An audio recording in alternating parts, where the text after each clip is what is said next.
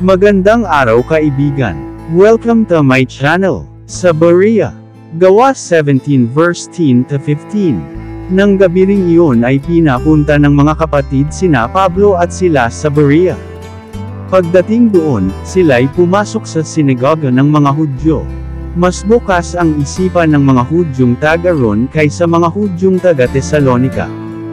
May pananabik silang nakinig sa mga paliwanag ni Pablo, at sinaliksik nila araw-araw ang mga kasulatan upang tingnan kung totoo nga ang sinasabi niya. Sumampalataya ang maraming Hudyo roon, gayon din ang mga Grigo, pawang mga lalaki at mga babaeng kilala sa lipunan.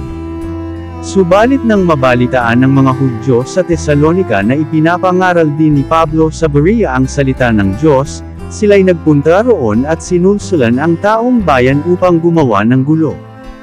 Kaya't si Pablo ay dali-daling pinaalis ng mga kapatid at pinapunta sa tabing dagat. Ngunit naiwan sina Silas at Timoteo. Ang mga naghatid kay Pablo ay sumama sa kanya hanggang sa Atenas. Pagkatapos, nagbalik sila sa Berea. Taglay ang bili ni Pablo kina Silas at Timoteo na sumunod sa kanya sa lalong madaling panahon.